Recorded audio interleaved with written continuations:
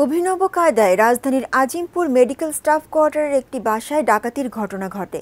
এ সময় তুলে নেওয়া হয়েছে ছোট্ট এক সন্তানকে। আরও বিস্তারিত জানতে আমরা এখন যুক্ত হচ্ছি আমাদের সহকর্মী আবুল কালাম আজাদের সঙ্গে। যে অভিনব কায়দাটির কথা বলছেন, এটা একটু যদি পেছন ফিরে বলতে চাই, গতকাল রাতে এই বাসায়, আমার বামে একটি বাসা রয়েছে, এই বাসার ভেতরে অবস্থান করছেন যে মা ফারজানা, স্বরাষ্ট্র মন্ত্রণালয়ের একজন স্টেনোগ্রাফার হিসেবে চাকরি করেন।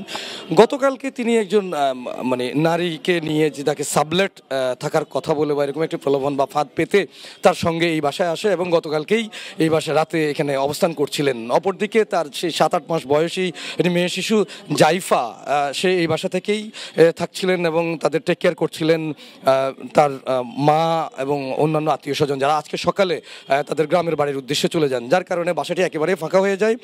আর এই সুযোগটি নিয়েই তার সঙ্গে গতকালকে আসা ওই নারী বাইরে থেকে আরও 2-3 জন সহকারীকে ডেকে নিয়ে এসে ফারজানা, যে ভদ্রমহিলা বা ভিকটিম, যে শিশুটিকে তুলে নেওয়া হয়, তার মাকে এখানে তারা গামছা দিয়ে বেঁধে রাখেন এবং কিছুক্ষণ পরে তিনি যখন তার বাচ্চাকে তুলে নিয়ে যাওয়া হয়, তার পরবর্তীতে তিনি চিৎকার করেন এবং পাশে যে কেয়ারটেকার ইসরাফিল সরকার, তার কাছ থেকে আমরা জানতে পারলাম যে পরবর্তীতে পিছনে তারা ধাওয়া করে অনেক দূর এগিয়ে গিয়েছিলেন। শেষ পর্যন্ত শেষ রক্ষাটিও হয়নি। মাঠের অলরাউন্ডার আমি, আর ঘরের অলরাউন্ডার টাইলক্স।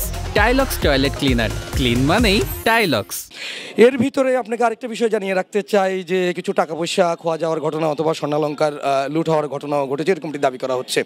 সবশেষ মুদ্রা কথা, যে বিষয়টি আমরা দিনভর আসলে সকাল 9:15 দিকের ঘটনা, পরবর্তীতে 10:30টার ভিতরে পুলিশ খবর পেয়ে ঘটনাস্থলে আসেন, লালবাগ থানার ওসিও আসেন।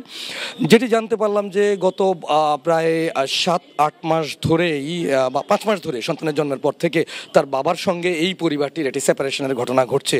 তাই পুলিশ এই রহস্যটি উন্মোচন করার চেষ্টা করছে। এটি কি কোনো অপহরণ, চুরি, ডাকাতি, নাকি আসলে শিশুটিকে অন্য কোনো বিষয়ে এটির সঙ্গে জড়িত রয়েছে। তো এখনকার মতো এই ছিল আমার কাছে সবশেষ।